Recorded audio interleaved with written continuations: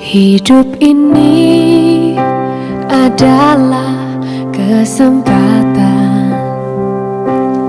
Hidup ini untuk melayani Tuhan.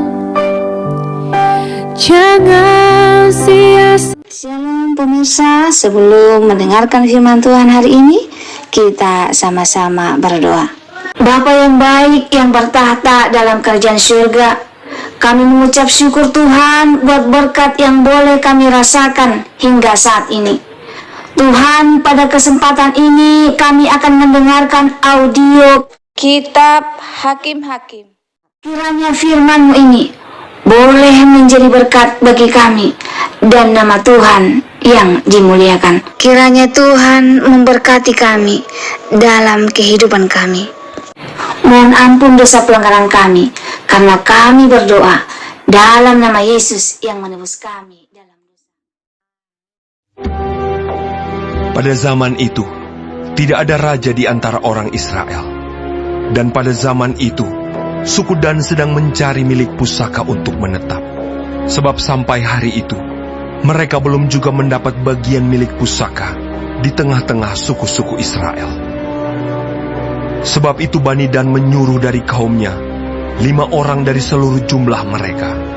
Semuanya orang-orang yang gagah perkasa, yang berasal dari Zora dan Esitaol, untuk mengintai negeri itu dan menyelidikinya, serta berkata kepada mereka, "Pergilah menyelidiki negeri itu."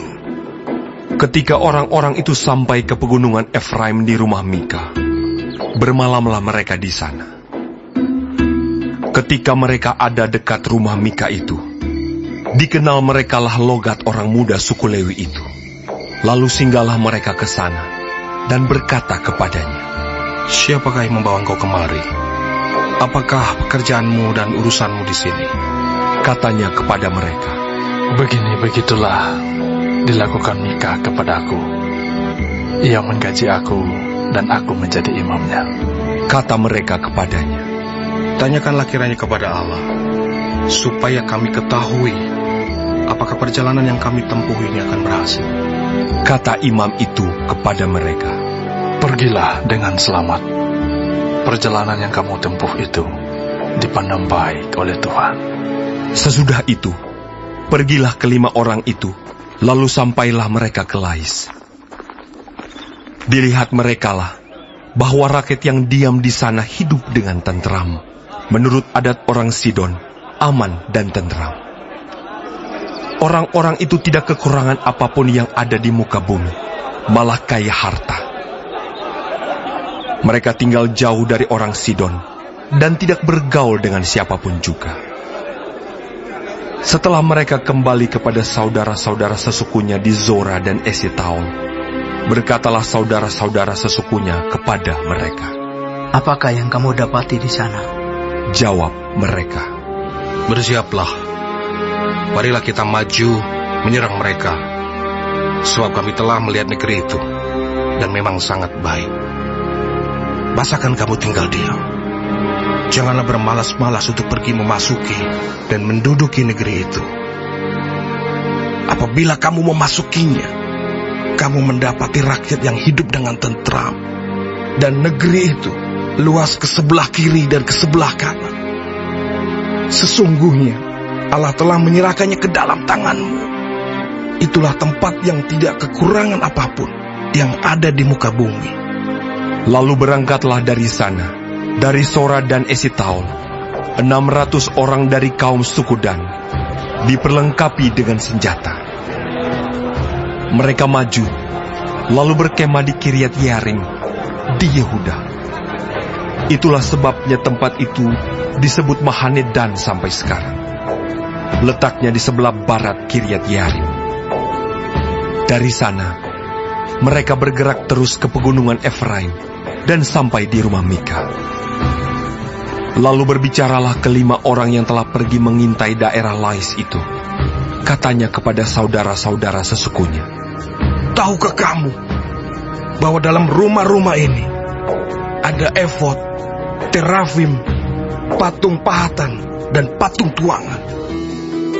Oleh sebab itu, insafilah apa yang akan kamu perbuat.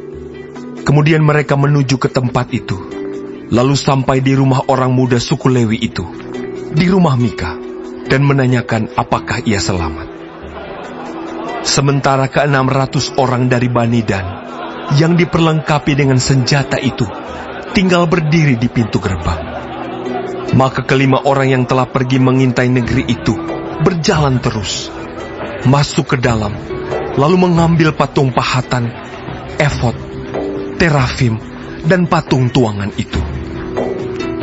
Adapun imam itu berdiri di pintu gerbang, bersama-sama dengan ke-600 orang, yang diperlengkapi dengan senjata itu. Tetapi, setelah yang lain-lain itu masuk ke dalam rumah Mika, dan mengambil patung pahatan, efod, terafim, dan patung tuangan itu, berkatalah imam itu kepada mereka, Berbuat apakah kamu ini? tetapi jawab mereka kepadanya, Diamlah, tutup mulut, ikutlah kami, dan jadilah bapak dan imam kami. Apakah yang lebih baik bagimu, menjadi imam untuk seisi rumah satu orang, atau menjadi imam untuk suatu suku dan kaum di antara orang Israel? Maka gembiralah hati imam itu. Diambilnyalah efod, terafim, dan patung pahatan itu, lalu masuk ke tengah-tengah orang banyak. Kemudian berbaliklah mereka dan pergi, dengan anak-anak, ternak, dan barang-barang yang berharga ditempatkan di depan mereka. Ketika mereka telah jauh dari rumah Mika, dikerahkanlah orang-orang dari rumah-rumah yang di dekat rumah Mika, dan orang-orang itu mengejar Bani Dan itu. Mereka memanggil-manggil Bani Dan, maka berbaliklah orang-orang itu, dan berkata kepada Mika, Mau apa engkau dengan mengerahkan orang? lalu jawabnya, Allahku yang kubuat, serta imam juga kamu ambil, lalu kamu pergi. Apakah lagi yang masih tinggal padaku? Bagaimana perkataanmu itu kepadaku? Mau apa engkau? Berkatalah Bani Dan kepadanya, Janganlah suaramu kedengaran lagi kepada kami. Nanti ada orang yang menyerang engkau karena sakit hati, dan dengan demikian engkau serta seisi rumahmu kehilangan nyawa. Lalu Bani Dan melanjutkan perjalanannya.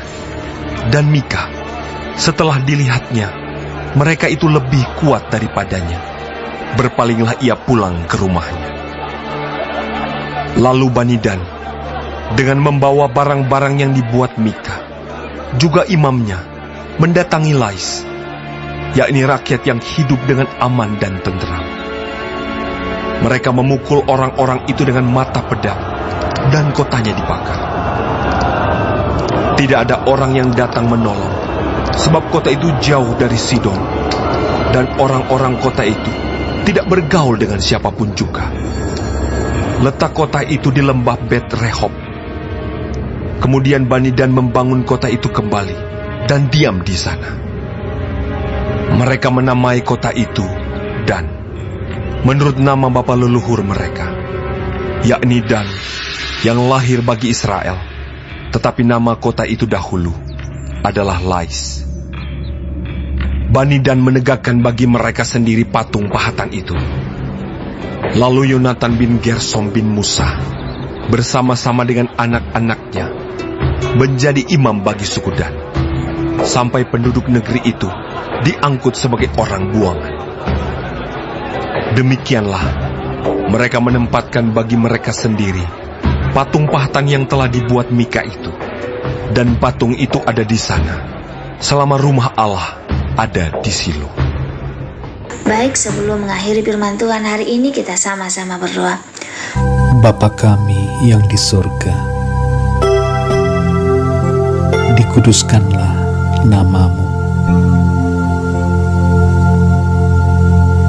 Datanglah kerajaanmu. Jadilah kehendakmu di bumi seperti di sorga. Berikanlah kami pada hari ini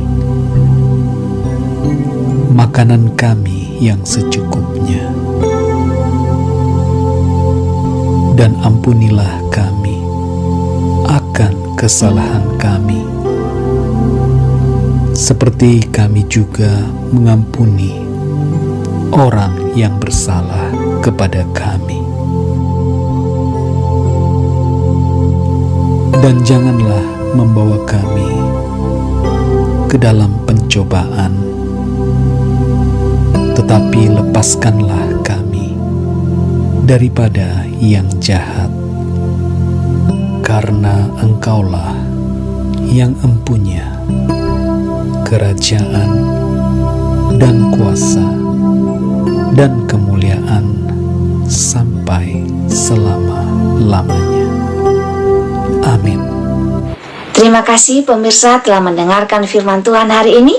Sampai ketemu besok hari. Terima kasih. Tuhan